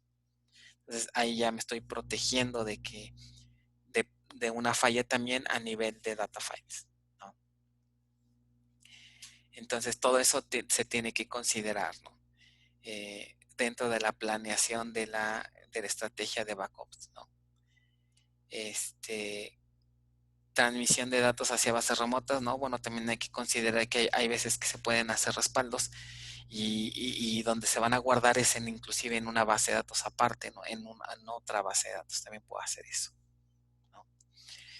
Todo esto con la finalidad, por ejemplo, ya a nivel de responsabilidades, ¿no? Sobre todo si ustedes están a cargo de una base de datos, tienen que garantizar estas dos propiedades, ¿no? Hay un término que se llama MTBF o MTBF, que son las siglas de Mean Time Between Failures, ¿ok? Y el otro que es el MTTR, que es Mean Time to Recover. Estas son de las dos cosas que se supone un buen DBA siempre debe de cumplir. Es decir, debe de incrementar, ¿no? El tiempo el tiempo que haya entre fallas. Porque se imaginan si tienen una base de datos que falla hoy, falla mañana, falla el día siguiente, puras fallas, entonces, ¿qué significa? Que algo está haciendo el administrador, ¿no? Algo así como lo que hace un médico, ¿no? Un médico diríamos que pudiera ser bueno, digamos, si provoca que sus pacientes se enfermen con una muy baja frecuencia. Lo mismo aquí, ¿no? Si un DBA puede ser capaz de evitar que una base se enferme con la menor frecuencia, significa que vamos bien. Y por el otro lado, debe de decrementar el tiempo que tarde una base de datos en curarse cuando se enferma. Por ahí la semana pasada, ¿verdad? Algunos compañeros, ¿verdad? Se les enfermó su base y entonces si tardamos mucho tiempo en recuperarla, pues ahí andamos fallando, ¿no? Imagínense si fuera una base de datos en línea, pues ya nos hubieran corrido, ¿no? No, es que ya llevo una semana y no hay base de datos. Imagínense que en una empresa les dijeran eso, ¿no? Pero ya merito, ¿no? Llevo una semana, todavía ando viendo qué hago, pero todavía no está lista, ¿no? Y ya pasó una semana, imagínense una empresa sin una semana, más bien sin una base de datos durante una semana, pues no, de plano, eso sería garrafal, ¿no? Entonces, la parte de backups nos van a ayudar a cuidar estos dos puntos, ¿no? En gran parte. Entonces, bueno, si quieren, pues ya le dejamos hasta aquí y ya la siguiente clase empezamos a revisar toda la teoría que hay de backups, que es un montón, como pueden ver aquí, es un montón de teoría. Entonces, este capítulo está pesado, hay muchos conceptos otra vez, mucho también que hay que configurar y obviamente pues hay que aprender a hacer backups, ¿no? Y eso implica también más espacio en sus ambientes, entonces ahí hay que tener también cuidado, ¿no? Imagínense estar haciendo backups de data files, pues donde cada data file mide 50 megas, no sé, 100 megas, pues también no es cualquier cosa. ¿Ok? Muy probablemente para los ejercicios vamos a tener primero que reajustar los table spaces para poder hacer un backup, si no nos vamos a acabar los discos, ¿no? Bueno, entonces si no tienen dudas, nos estamos escuchando el próximo miércoles. ¿Alguna pregunta? Ya vimos calendario, vimos demás. Entonces acuérdense, ya dimos también la fecha en la que acaban nuestros cursos, fechas de finales y demás, para que los tengan en cuenta. O sea, nos queda más o menos un poquito más de un mes para acabar, ¿vale? Sí, profe, gracias. Cuídense, nos vemos, nos escuchamos el próximo miércoles. Miércoles. Sí, Échenle gracias. ganas a los ejercicios. No voy a hacer revisión de ejercicios en clase a menos que ustedes me lo soliciten, ¿eh? Así que pues yo la siguiente clase me sigo con el temario a menos de que ustedes me pidan que revisemos algo, ¿vale? Bueno, Vale. sale, cuídense, nos vemos el miércoles.